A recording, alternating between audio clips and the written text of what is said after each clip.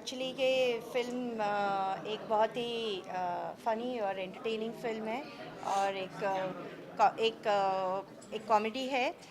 और जैसे कि ये फ़िल्म जो है, इसमें 3 कहानियाँ हैं। तीनों कहानियाँ बॉम्बे में सेट है और किसी तरह से बॉम्बे से रिलेटेड है।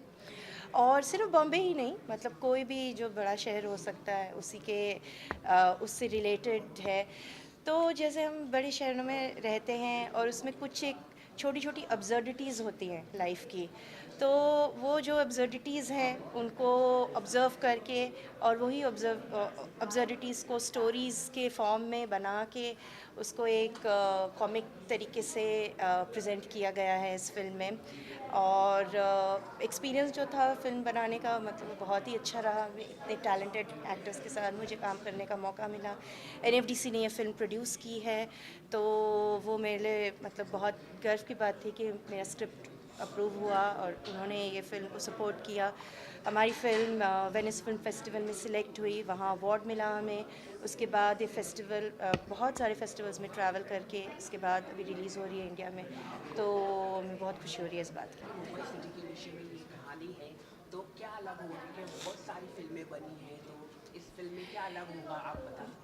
ये फ़िल्म एक ब्लैक कॉमेडी है और हमारे कंट्री में बहुत ज़्यादा ब्लैक कॉमेडीज़ बनती नहीं हैं। ब्लैक कॉमेडी मतलब एसेंशियली ऐसे है कि वो फ़नी है और कुछ चीज़ें जो हैं वो हमें लगती हैं, हम उस पे हँसते हैं, लेकिन एट द सेम टाइम हम ये भी सोचते हैं कि क्या मुझे इस चीज़ पे हँसना चाहिए कि नहीं, क्योंकि वो एक सर्टेन लेवल पे वो ट्रू भी रहता है।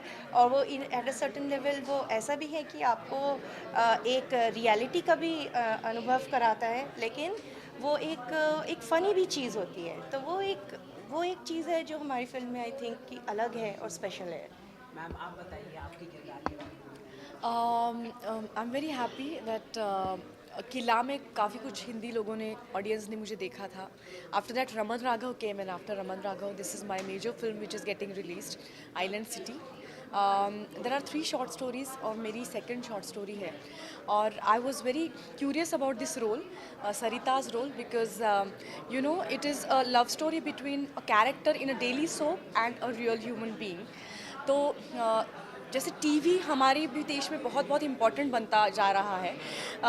बहुत एक अच्छा डेली सोप अगर चल रहा हो और अगर कोई घर पे आए तो हम बोलते हैं हाँ ज़रा बैठो मुझे वो डेली सोप देखने दो. So you know this is the main theme of my story. और मैं खुद एक डेली सोप करती थी, तब मैंने देखा है कि लोग कैसे डेली सोप करने वाले लोगों के पीछे भागते हैं. So I have played the audience now, so I got this wonderful chance to be in their shoes. And जैसे रुचिका ने कहा, it's black humour and it has come out really well in this film. Uttara Baokar जैसी बहुत senior actress मेरे साथ मेरी story में है.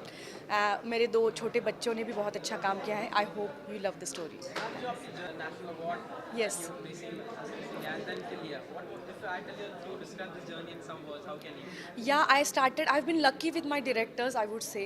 I started with a film called Shwas, which was India's Oscar entry some years back. You must be knowing about it. And then you know, I feel that content is very important and the role is very important. All other things come after that. So as Island City, the content was wonderful. When I read the script, it was amazing. So right from Shwas, the film for which I got National Award, which is Astu, in which I played a Kannadiga. So I have been lucky to get different kind of roles because an actor is always dependent on directors and on script. So you know, in a good way I would say. So अगर script अच्छी नहीं है तो director अच्छा नहीं है तो हम कुछ नहीं कर सकते. Even if we are good actors, you know, we cannot do anything. So I have been lucky to have good scripts. I have been lucky to have good directors like Umesh Kulkarni, Avinash Arun in Marathi, Sumitra Bhave, Sunil Suktankar, all of them national award winning directors. And now, of course, Ruchika, who won Fediora Award for her first film in Venice. I mean, that's a huge, huge thing. So God has been great, I would say. मैं कोई भी film national award या ऐसा कुछ मन में रख के नहीं करती हूँ. But yes, it's every actor's dream कि हमें नेशनल अवार्ड मिले और बार बार मिले. So I keep praying to God that ऐसी फिल्में मुझे मिलती रहे. Thank you. पूरे वर्ल्ड में फेस्टिवल हुआ, गवर्नमेंट से क्या रिस्पॉन्स है? इनकम टैक्स के लिए, सॉरी। मतलब पूरे वर्ल्ड में फेस्टिवल हुआ है पिक्चर के बारे में, हाँ, जैसे तो कि यहाँ पूरे पे रिस्पॉन्स वर्ल्ड कर रही है में ये गवर्नमेंट? आपकी पिक्चर को सराहा गया, तो आप आपको लगता है गवर्नमेंट के द्वारा आपको टैक्स फ्री मिले कुछ आपको? ये सब मुझे एक्चुअली कुछ पता नहीं है, टैक्स फ्री मिले तो बहुत अच्छी बात है, लेकिन ये NFDC जो प्रोड्यूसर्स है ये उनके ऊपर है, वो किस तरीके से प्रेजेंट करते हैं। बाकी अगर कुछ ऐसा हो तो very good, like How are you associated with this? मैं एक्चुअली जैसे बताया गया कि तो नहीं, हम लोग हैं हम साथ में हैं। नहीं एक्चुअली मेरी एक बहुत अच्छी दोस्त है मानसी मुल्तानी, जिसके साथ मैं रंगमंच से जुड़ा हुआ था। तो मानसी इस फिल्म में कास्टिंग कर रही थी, तो उसने मुझे बताया कि एक फ़िल्म बन रही है, उसमें एक छोटा सा रोल है, स्वीट सा रोल है, वो अगर तुम करो। तो फिर मैं आया, मैं रुचिका उनसे मिला, उन्होंने मुझे कहानी सुनाई, किरदार के बारे में बताया। मैं घर गया और थोड़ा बहुत उस पर काम किया, और फिर तनिष्ठा के साथ मैं पहले काम कर चुका था, एक फ़िल्म की थी हम लोगों ने BMW, जो फिल्म रिलीज़ नहीं हुई, लेकिन तो तब से मैं उनको जानता था। तो फिर तनिष्ठा के साथ बात हुई और हम लोगों ने फिर ये फिल्म किया।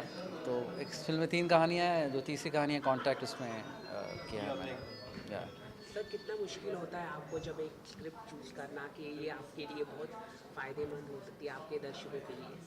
एक्चुअली मुश्किल ज़्यादा मुझे लगता नहीं है, बहुत मुश्किल है, क्योंकि एक तो मुझे ऐसा लगता है कि एक स्क्रिप्ट जो होता है अपने एक्टर्स, अपने डायरेक्टर, अपने प्रोड्यूसर सब ढूंढ लेता है खुद ही। Script find its own journey, तो वो स्क्रिप्ट ही ढूंढते हुए अपने पास खुद ही आ जाती है। तो उस पर मुझे कोई डिसाइड करना नहीं होता, क्योंकि आदमी थोड़ा बहुत काम करके समझ आता है कि you know like if Ruchika was have made she knows that who to make it well and all that, या तो वो अपने आप ही आ जाता यहाँ है। पे आपको कंफ्यूजिंग लगा होगा role and Ruchika ma'am came ahead and then help you out as being a director, कोई एक मोमेंट था?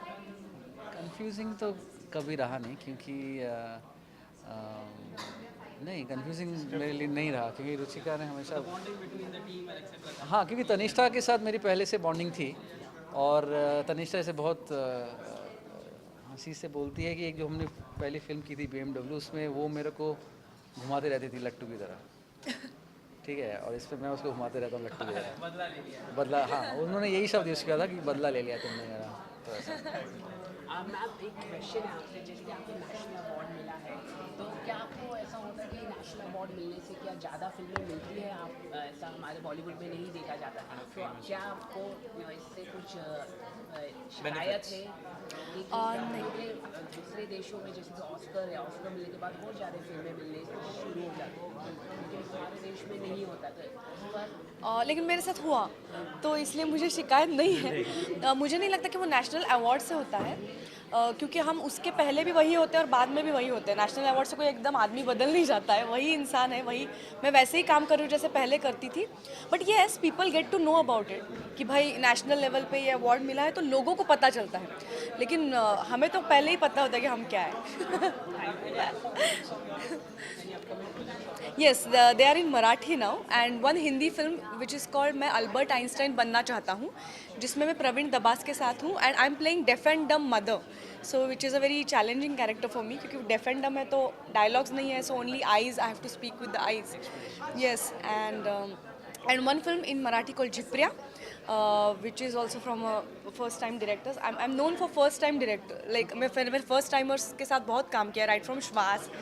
I think they have a different kind of energy, जैसे रुचिका के साथ भी मुझे लगा, you know, they have different लगन, मतलब वो अगली फिल्म भी ऐसी लगन से करेगी, लेकिन जैसे फर्स्ट लव जो होता है ना उस हिसाब से, हाँ मतलब कुछ तो है, पता नहीं क्या है, बट एक साबित करना है ऐसा लगता है शायद उनको, मुझे पता नहीं क्या होता है। But this film also Kedar Vaidya है डायरेक्टर, और उसमें पहली बार I am playing a very seductress kind of role, जो मैंने काफ़ी किया नहीं है, मैंने ज़्यादा इंटरनल काइंड ऑफ ऐसे इंट्रोवर्ट रोल किया है, लेकिन इसमें थोड़ा अलग रोल है, so I am looking forward to that film as well. अभी ये फिल्म रिलीज़ होगी तो उसके बाद मुझे थोड़ा टाइम मिलेगा, तो फिर मैं कुछ लिखूंगी, so thank you very much, thank you all.